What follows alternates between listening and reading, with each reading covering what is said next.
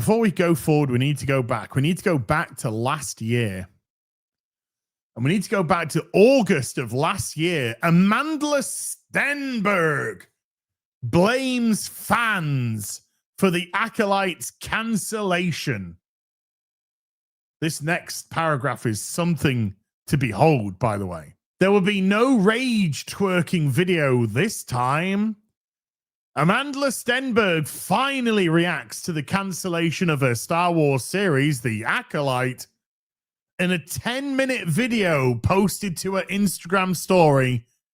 The 25-year-old blames the fans, conservatives, the alt-right, and insinuates Trump is to blame for the series cancellation. Now, I have it on very good authority, chat, very good authority, that Amanda Stenberg is 100% correct. I've got it on very good authority. President Trump, well, he wasn't president at the time. Trump, he made a call directly to the Disney hotline, and he said, I want The Acolyte cancelled. And if you don't, then I will unleash a wave of fascism, racisms across the United States that you have never seen before. And Disney said, we cannot let that happen. We are one. Everybody's united and kumbaya. We cannot let this happen. We must sadly capitulate to the demands of this man. Otherwise, the Fourth Reich will wave across America like a tsunami. So benevolent Disney said, yes, Mr. Trump, as much as it pains us, we will cancel The Acolyte. So I've got on authority that's absolutely 100% true. Stenberg said she wasn't surprised by the news of the cancellation because of all the vitriol surrounding the show from a certain segment of the fandom. That certain segment of the fandom we like to call Star Wars fans. Just so we got that absolutely clear. The Acolyte was cancelled by Disney, likely due to the poor viewership. Well, it wasn't likely.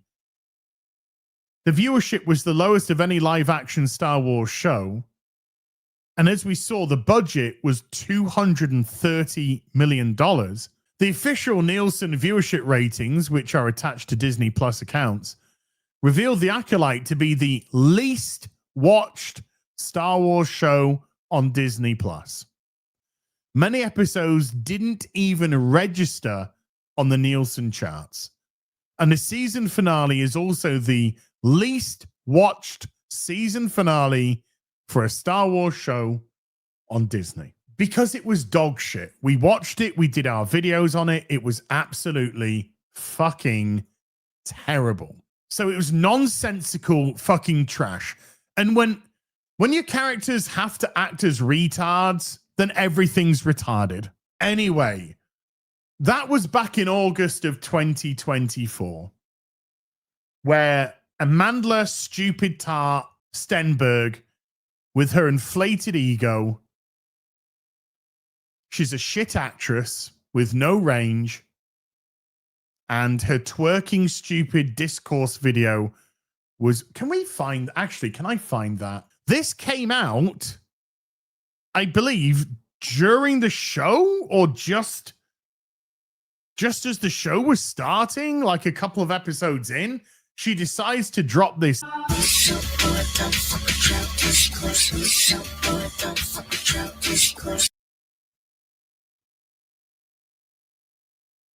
Yeah, this is going to learn those Star Wars fans, isn't it? That's going to learn them. Yeah.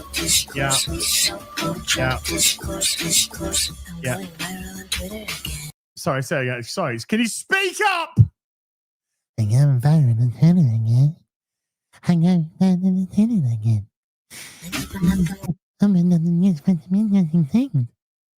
I'm going viral on Twitter again. Open up the news to find some interesting things. 2018. Yeah, your 2018 videos where you were talking about the film that you had done at that time. You were talking about how that film was meant to make white people have empathy for black people. Yeah, again, just more racist fucking gobbledygook from fucking retards. By the way, Amanda Stenberg's father is white and Swiss and very rich. So she's had more fucking white privilege in her life than I will ever have, even if I live to be 150. In actual fact, most likely more white privilege than every fucking white person here combined that lives to 150 years old. Anyway, enough.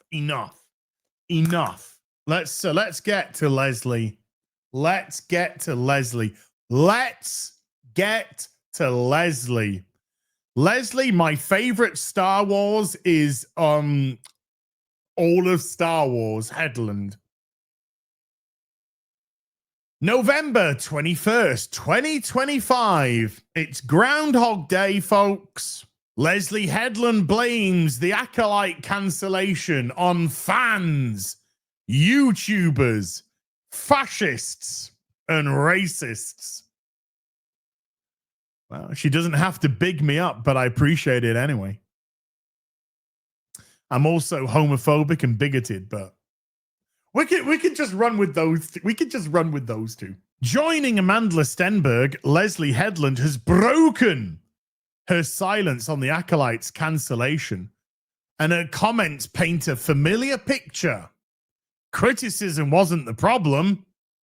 Fans and YouTubers weren't, which is, again, absolutely correct, right? Because I have it on good authority that Gary, Mr. Nerdrotic himself, phoned up every Disney Plus subscriber in America and threatened them that if they watched The Acolyte, he was going to play Amanda Stenberg's song on loop until they capitulated.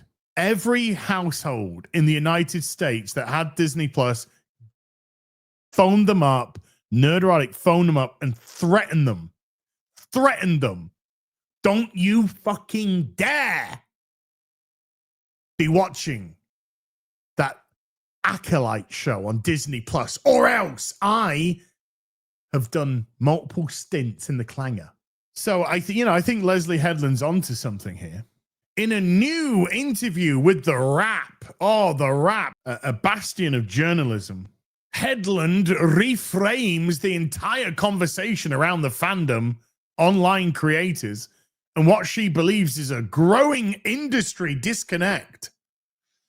Well, there's definitely a growing industry disconnecting. Fans are disconnecting from the industries because the shows that they love and the IP that they love and the franchises that they love, you've destroyed.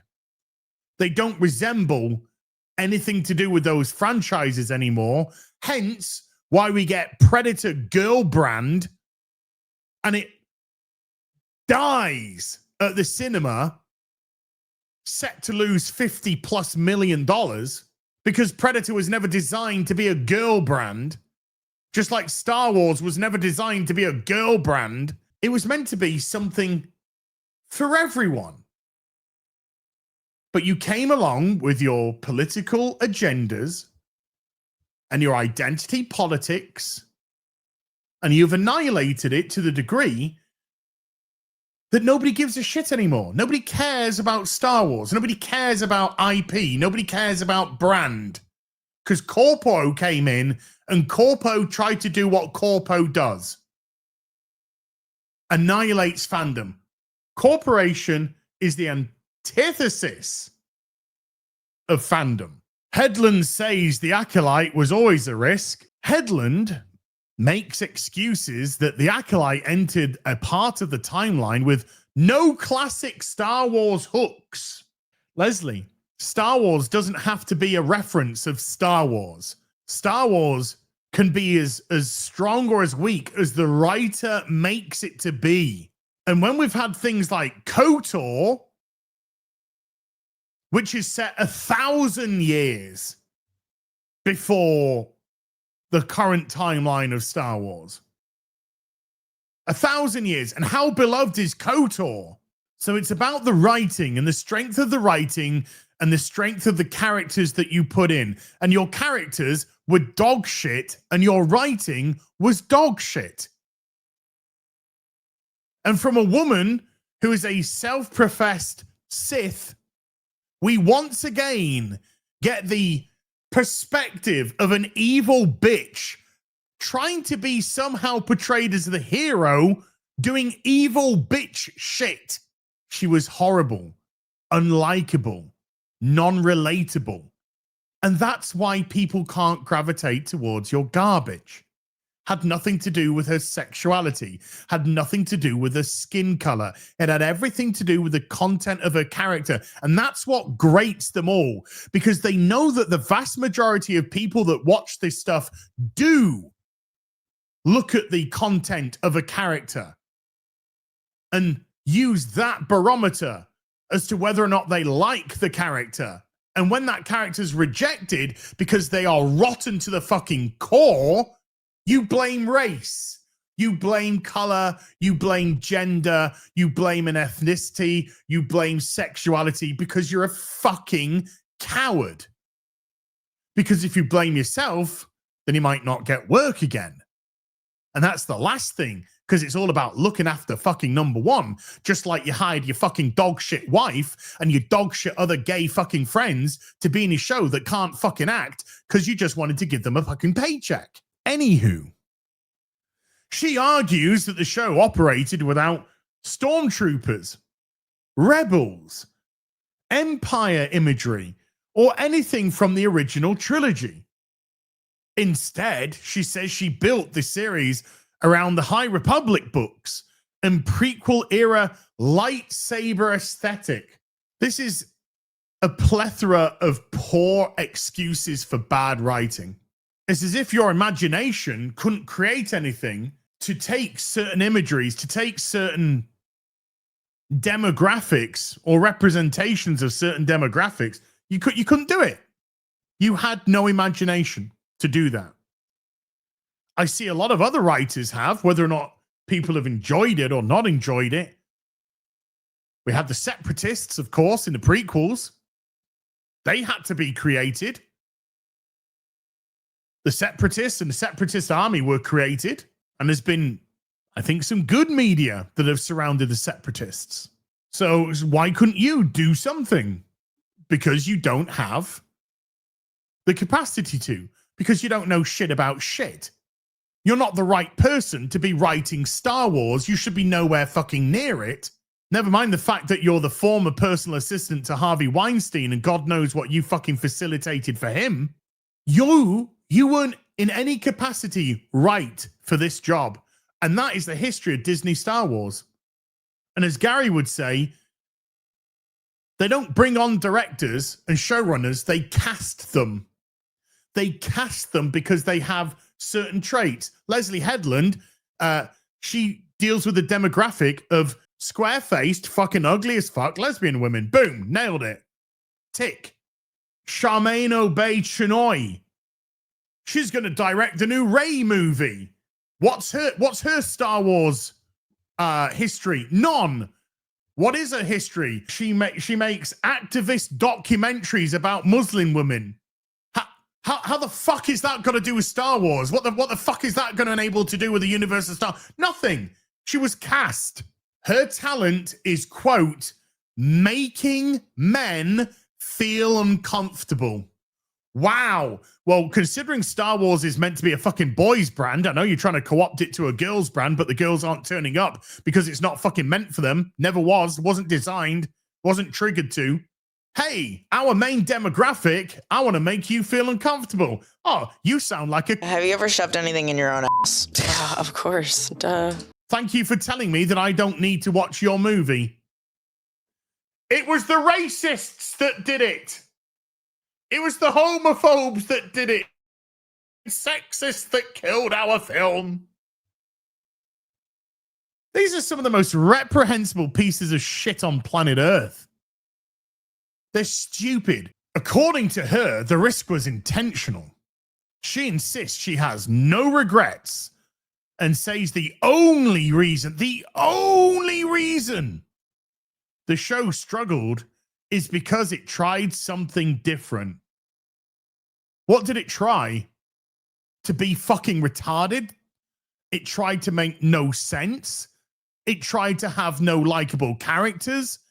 It tried to have no cohesive plot. Because it certainly succeeded in all of that. She also shifts credit towards the designers, claiming the hardest part was crafting the world rather than the story. Wait, you have literally near 50 years of Star Wars lore to call upon. Movies, books, comics, video games. And you're saying that the hardest part was crafting the world? You sound incompetent, Leslye. Utterly incompetent. However, I do believe you that for you, the hardest part was crafting the world because this is a world you knew nothing about because you were never suited for the job in the first place. Interestingly, Headland also pointed out the show wasn't for most fans. Why do they contradict themselves? Why do they contradict themselves so recklessly, so fucking utterly retardedly that they don't even get what they've just said? I feel like for a launch of a first season show that was trying different things, I think it could have been worth it to allow the audience it was meant for to find it. We were trying desperately hard to find the retarded audience, and yet the retarded audience didn't turn up. But it wasn't up to me, so I fully respect the decision, even if I'm sad about it. My accountant is sad about it. My accountant would have loved a season 2. But this fucking idiot has just said, oh, my show fell apart because of the fans and the... She's going to get to it. The fans and the racists and blah, blah, blah. By the way, it wasn't meant for them. It was meant for an audience of what? The gays? Because that's all your promotional tour was about you being gay. I would say arguably the gayest Star Wars, I think, by a considerable margin. How do you feel? Am I gay? Yes. Well, no, I know you are gay, but I'm asking, are you excited about putting this, this is going to be a talking point? Because nerds are gay. Well, some nerds are very not gay and are very threatened by gay Well, that's stuff. true. But in my world, nerds are gay. Okay. No, I don't think so. And yet people have told me that it's the gayest Star Wars, and I frankly... You're offended? Into it. No.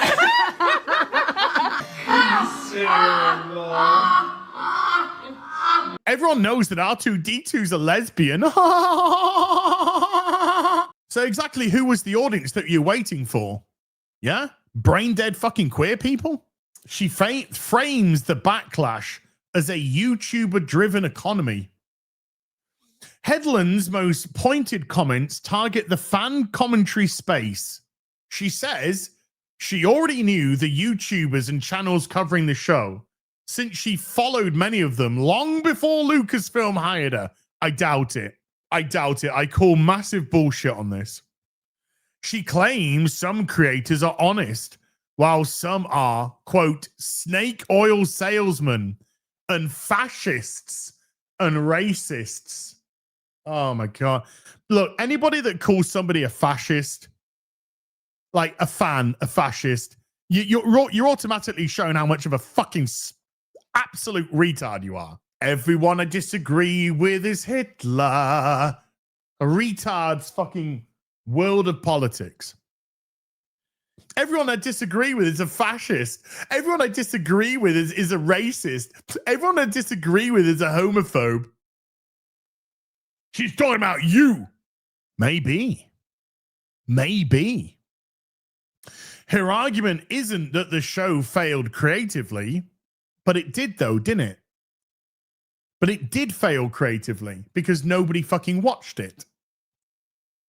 So there was nothing creative that people saw that was worth watching, and no word of mouth spread that this was a show worth watching because of its creativity. So yes, it creatively failed in every fucking facet and degree. It's that an online ecosystem seized on it for profit. Isn't your show technically made for profit? Isn't a movie made for profit? Isn't a comic made for profit? Isn't a toy sale made for profit? So why would a YouTuber whose job is to YouTube, why would their work not center around them being able to make a profit, aka a living? Do you think that the woman who scans your grocery at the local supermarket does it for the love of the fucking game? Or do you think she does it because she gets fucking paid and can live and survive? Sorry, look, how much do you get paid for scanning groceries? Oh, I don't. I do it for love. I fucking love this. I do it pro bono. I just come in and I scan and then I go home. Leslye, how much did you pay yourself to write it? Oh, I didn't. I did it for the love of the Star Wars and the Disney. You're fucking paid. You're only in it for fucking profit. These people they're dumb. They're really fucking dumb. Sometimes terrible films make money. Sometimes good films don't make money. In this case, a terrible show cost $230 million to make and was a fucking embarrassment. And Disney couldn't waste any more money on it, just like Disney doesn't want to waste any more money on Doctor Who. Whereas a YouTuber has to have somebody come and watch their videos. You got paid up front, regardless of whether or not your show was going to be good or shit. And your show was shit and it got cancelled, but you still got paid all your money. If a YouTuber makes a bunch of shit videos that no one likes, nobody turns up and starts watching their videos again, and their channels decline and die. But you're just taking a massive millions of dollars fucking payday for making utter shit, and you've walked out with the biggest golden handshake imaginable, no consequences whatsoever. Even if you never got work in Hollywood again, you're set for life. Set for life. You got paid, your wife got paid. Life of fucking Riley. She describes the fan critic world as a business model that feeds off Star Wars content. It feeds off all kinds of content. Star Wars, Star Trek, Doctor Who, comics, toys, books, TV shows. Things that nerds, because we're all nerds, right? We're all geeks, nerds, whatever you want to fucking call us. I don't care. This is stuff which we love, right? This ain't fucking green screen. These are all things that we love, and it's beautiful to be in an office surrounded by stuff that I love. My Resident Evil stuff. I love Resident Evil. Comic stuff. I love my comics. Transformers. Love my Transformers. My posters. The Prisoner. Nightfall. Phantasy Star. G.I. Joe. Action Force. Batman stuff. Stuff I fucking adore. And as nerds, in an online environment, we have a platform to discuss and talk about it. You see, Leslye, when you kill a franchise, Star Wars is dead, Star Trek is dead, Doctor Who's dead, many things are dead. Do you think those fans just evaporate into the atmosphere? Do you think they just go poof? Like tears in rain? No. Nerds, they still have a love. They don't need to go to your shit, but they like to talk about it. They like to discuss it. They like to hear other people discuss it. They like to hear debate about it. They like to hear commentary about it. And they also like to feel that they're not alone in the way that they feel and the way that they feel that their franchises have been co-opted by pieces of fucking dog shit like you, Leslye, and annihilated. And then you come with your fucking millions of dollars fucking paycheck and want to call people racist and sexist because you're too much of a fucking square-faced coward to look in a fucking mirror and blame the person that's responsible, you. Because it's so much easier to blame other people when you're a fucking coward. But the real fans, the fans that have loved this stuff for decades upon decades, who's in sometimes their lives have been shaped by it, architects, engineers, inventors, people that have looked at sci-fi shows from years gone by and have allowed it to create modern day technology because of its Star Trek being a massive preponderant of that. They want to feel how they used to feel when this stuff used to be good. They want to feel and have conversation and a laugh or a rant about the thing that they used to love before pieces of shit like you, who doesn't deserve in any capacity to be anywhere near this franchise, and co-opting it. Well, it's time to make Star Wars a little bit more inclusive and diverse. Time to start making Star Wars more queer. Time to make Star... And just destroying what it actually just stood for, which was fun for everybody. But you got to put your messages and your agenda, or in your case, I don't know what the fuck you were putting in because none of it made a lick of fucking sense. And then when it fails, just blame everybody but you. Because that epitomizes the former personal assistant to Harvey Weinstein. Again, God knows what you fucking facilitated in your life, but I imagine that you're rotten to the core on the inside. Get out of our franchises. We don't want you. You don't belong here. Fuck off. You're the reason that they're in this mess in the first place, not the people that have kept it going for decades and decades with generational love. Insisting that the commentary around the franchise may now have more cultural impact than the franchise itself. Well, it does, because the fans don't want your stuff anymore. But the fans still have a love of what it used to represent. The two are not coexistent necessarily. To be a Star Wars fan doesn't mean that you have to eat the shit. It doesn't mean that you have to shovel down everything that Disney puts out because you're, bracket, a Star Wars fan. No. A Star Wars fan can be somebody that loved what Star Wars used to stand for, but doesn't like what it currently represents. That's a fan. It's not a racist or a sexist. It's a fan. A legit fan, unlike you, who's fucking full of shit. And that fan... and the ecosystem around that fan wants to be with a group of people that have the same fucking feelings that they did, that they love old Star Wars, they love their Luke Skywalker and their Han Solo and their Leia and their Chewbacca and the Empire and Darth Vader and the Stormtrooper. They love all of that, but they fucking hate this retarded fucking spaz what's ever on the screen.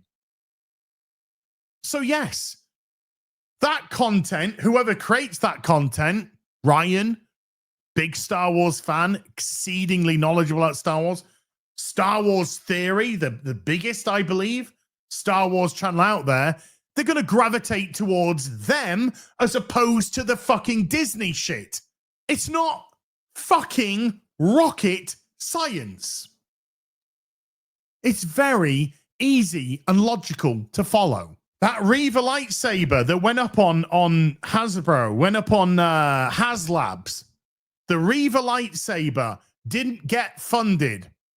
Did it not get funded because everyone was just like, no, I'm a racist and Reaver is a black woman, therefore I shall not get a lightsaber? No, it's because the show Kenobi was a fucking embarrassment. It was a fucking joke. And Star Wars fans are like, no, thank you. This is not my fucking Star Wars. I'm okay. But instead of course correct, instead of sitting down and actually going, hey, where are we fucking up here? No. What do you do? Hey, Leslye, I know you know nothing about fucking Star Wars, but can you make some gay fucking shit for us, please? We'll give you $230 million. And then when it fucking fails, which it will do, you can just blame the fans.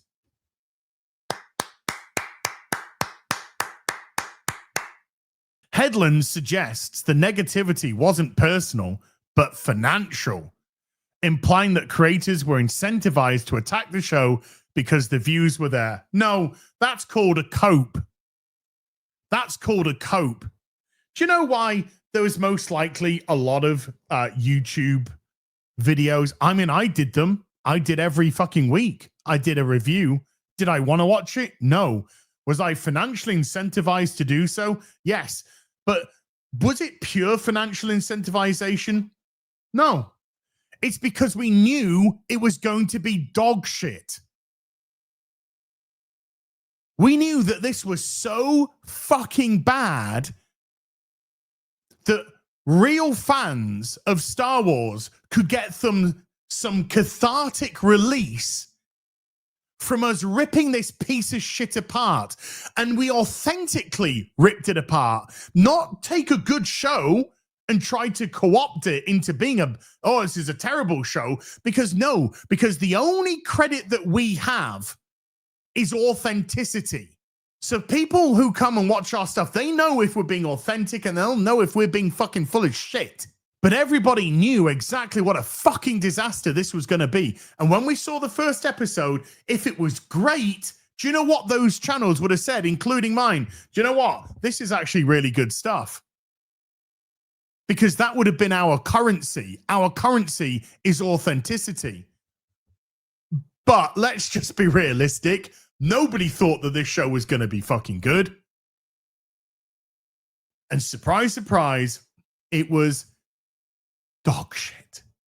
And if you watch those videos, those reviews, whether it be mine or Disproves or Gary's or whoever you watched on those reviews, there was so much evidence to support what was being fucking said as to why your show was so bad. Like, I don't know, fires in fucking space. And so what we do is the Star Wars fans that have been starved of good Star Wars thanks to Disney coming in, trying to turn it into a fucking girly brand, then blaming audiences for being racist and sexist and homophobic and all this fucking shit. What we do is we take the shit and we get on that fucking Rapunzel spinning wheel and we turn it into fucking gold that the fans can get enjoyment out of and not fucking black pill. That we can take something that was beloved, we can give them a laugh, something to fucking watch, get a giggle, and it don't feel so bad.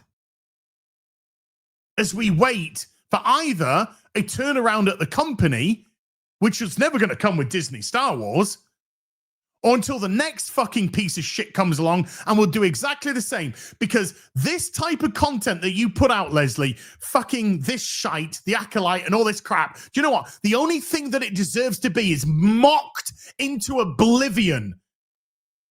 And you shamed for the absolute fucking piss water that you put on the screen and try and pass off as Star Wars. I made a Star War. That's the only thing it deserves to be, is mocked mercilessly. And deservedly so. You should be fucking embarrassed. I think there is a little bit of embarrassment with Leslye. I don't think she's trying to show, but I actually think that Leslye Headland does feel some fucking embarrassment for this. And she should. You should be fucking ashamed of this trash. She says fans didn't have time to find the show. It was Star Wars. What the fuck are you actually waiting for? There's a Star Wars show on. Hold up. Wait a minute. We've got to wait. We've got to wait for the Star Wars fans to find the fucking Star Wars show on the only place that Star Wars fucking exists now, which is Disney Plus. Gotta wait. Tick fucking tock. Time to fuck. Who exactly was the audience? Well, again, you're insinuating that it wasn't meant for Star Wars fans. So who exactly was it meant for? Who was your audience meant to be, Leslye? Can you explain that, please? Headland acknowledges Disney cancelled The Acolyte quickly 2 weeks after the show finished. It was 2 weeks after the first season was over. The first and only season. 2 weeks. I've never known a show in all my life to have been cancelled so fucking quickly in modern day streaming than this shit that nobody watched because we're too busy at our Ku Klux Klan Fourth Reich fucking birthday parties. But she downplays its performance issues. She says viewership was muddled because Star Wars shows aren't judged against the streaming market. They're judged against each other. No. You couldn't even pop Nielsen ratings with this show. Leslye, I know you're fucking dumb as fuck, but just open your fucking big ugly ears and listen for a second. Do you know something? Here, I'm going to let you into a fucking secret, you dippy cow. I'm going to let you into a massive secret. Star Wars is a huge fucking brand. Star Wars is a massive brand. You know, it's got a bit of a rep. You go out onto the street and you say, have you ever heard of Star War? Fuck it. Let's bring them all together. Have you ever heard of Star Wars? You're most likely going to get a, yeah, I've heard of Star Wars. It's a bit of a big brand. So when you have a big brand and you put a product out based on that big brand, do you know what people expect it to do? Perform! But when you can't even get it to fucking pop a Nielsen rating, guess what that means? It's not performing! Are we on the same fucking page yet? Toots, sweetheart, honey, love? Holy shit. These people are fucking dumb. Not only are they fucking dumb, but these are the people who are in the industry right now. These are the people who are in the goddamn industry that are shaping our fucking franchises. And are you, in any capacity, shocked that they're all fucking shit? She argues the show hit Nielsen ratings a couple of times. It's the lowest rated Star Wars show. And it should have been allowed to grow its audience despite Disney pulling the plug almost immediately. We see, here's the thing, right? Your show performed so badly, it was never going to find an audience. It was going to lose more of it. This wasn't a show that was looking like this. And then, oh, it got cancelled. It wasn't heading in the right direction. And if there was a season 2, it would have had a significantly lower audience than season fucking 1. And what are Disney going to do? Give you another 230 million to embezzle? I mean, sorry, I mean to wrong word. Sorry, I'm a bit fucking tired. Sorry, wrong fucking word. Another 230 million to ram into another fucking season of dog shittery? Nah, Disney like, nah, we good. We good. Yeah. No. We can blow 230 million on something else. She admits the cancellation was both creative and viewership based, but says she was more surprised at how publicly and rapidly it was handled, not by the decision itself. Who gives a fuck? This isn't about you. Hey, remember when Darth Plagueis showed up to wank himself off in a cave? She suggests season 2 was already taking shape. Headland says she and her showrunner developed ideas for season 2 early, especially around Manny Jacinto's character.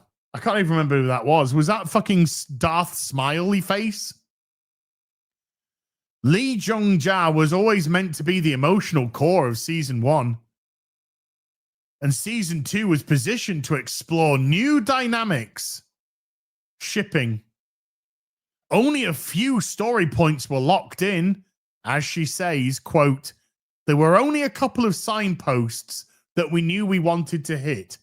If I get to write another Rippaverse book, if I get to carry on writing for them, do you know how I've already got the story planned out? And I don't mean that off the top of my head. I mean, Eric's already seen it. Eric's already seen the fucking layout of where this story can go.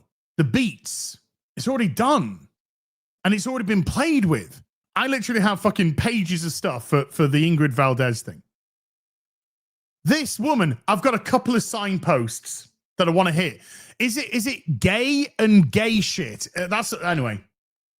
There was no mention of Plagueis in the interview. No, because it was thrown, it was shit on a wall. Throw fucking Dark Plagueis out there. See if that sticks. Oh, quick, show the back of Yoda's head. See if that sticks. Nobody gives a fuck. You have dog shit characters. Your show was a fucking embarrassment. You deserved to be cancelled. But just like any good fucking main character in the world of my fucking life, you can't accept it because you're a coward. It's your fault it failed. You wrote a piece of fucking shit. Get over it. See you next time.